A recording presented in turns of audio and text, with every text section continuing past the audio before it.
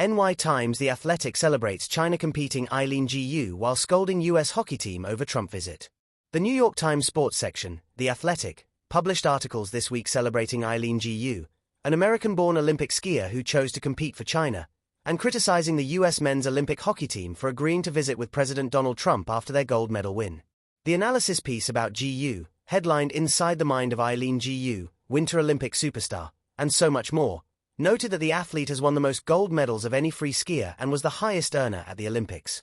With 3 silvers and 3 golds to her name across 2 Olympics, Gu is a freak of nature, extraordinary in every sense of the word. So what is next for a young woman who seems to have it all? The Times analysis said.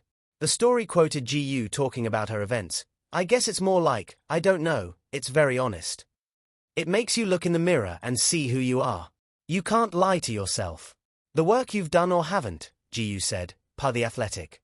The Wall Street Journal reported in early February that Gu and another Olympic athlete were set to be paid a combined $6.6 million in 2025 by the Beijing Municipal Sports Bureau, citing a public budget that was released in early 2025. Gu and the other athlete were set to be paid $14 million in total over the past 3 years by the Bureau, according to the journal. The piece noted criticism of Gu, reporting that some may question her honesty and values because of the journal's reporting.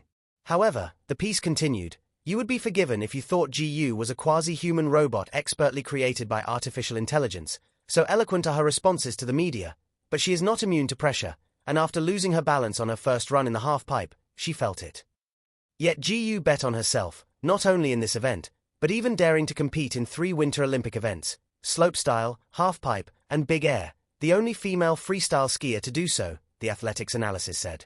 Olympians speak out in defense of Eileen Gu amid criticism for competing for China over US. Despite all the praise for Gu, The Athletic's Jerry Brewer admonished the US men's hockey team in a piece published Tuesday headlined, the US men's Olympic hockey team won gold, and then lost the room. Brewer wrote that typically, speaking to the president after winning gold and agreeing to visit would be part of an obligatory celebration, but that it was different with Trump in office. But this isn't a neutral climate. This isn't a neutral president. And in a nation this polarized, the proximity carries weight whether the players are being intentional or merely naive. America no longer experiences these rituals in the same way, and it may never again. Athletes would be wise to recognize that, in this climate, celebration is easily repurposed into political capital, he wrote.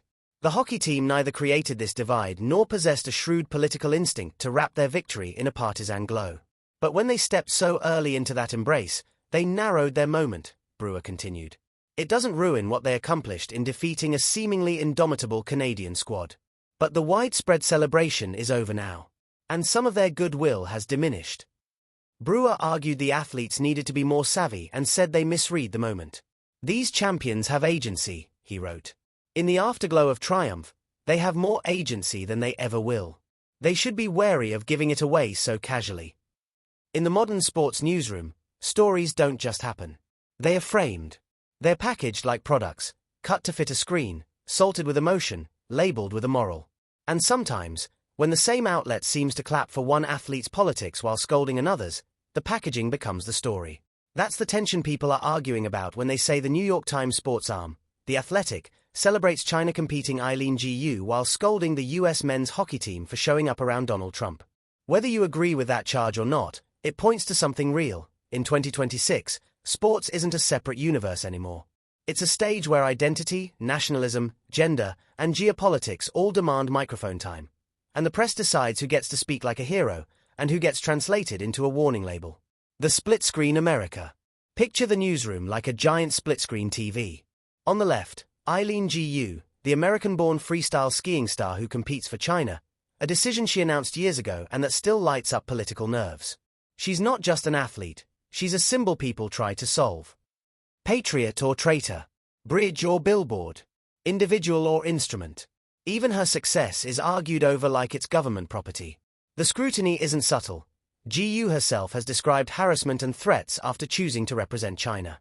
On the right, Team USA men's hockey, fresh off Olympic gold, suddenly pulled into Washington's gravity. The controversy wasn't about their forecheck or their goalie. It was about proximity, who they laughed with, where they stood, what it meant. A locker room call with President Donald Trump went viral after he joked that he'd have to include the women's team too, or he'd be impeached. prompting laughter that some viewers read as harmless awkwardness and others read as contempt. Then came the invitations, the State of the Union, the White House visit, and even an announcement that goalie Connor Hellebuck would receive the Presidential Medal of Freedom.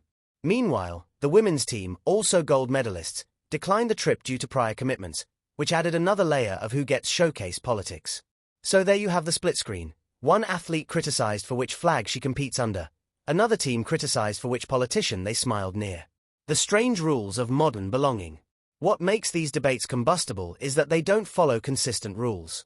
They follow tribal instincts dressed up as principles. For GU, the argument often goes like this: you were born here, trained here, benefited from here, so you owe here your jersey forever. It's a romance story people tell themselves about nationality, that a passport is a marriage vow, that identity is a one-way street, that you can't contain multitudes without cheating. But elite sport has always been messier than that. Athletes relocate. Families span countries. Federations recruit. And every Olympics is full of from here, competing for their stories, most of which never become national crises. Gu's case becomes louder partly because US.China tension is louder, and partly because her visibility is enormous. For the hockey team, the argument flips: you represent the country, so the president is part of the package. A White House invitation is framed as a neutral honor, until it's not.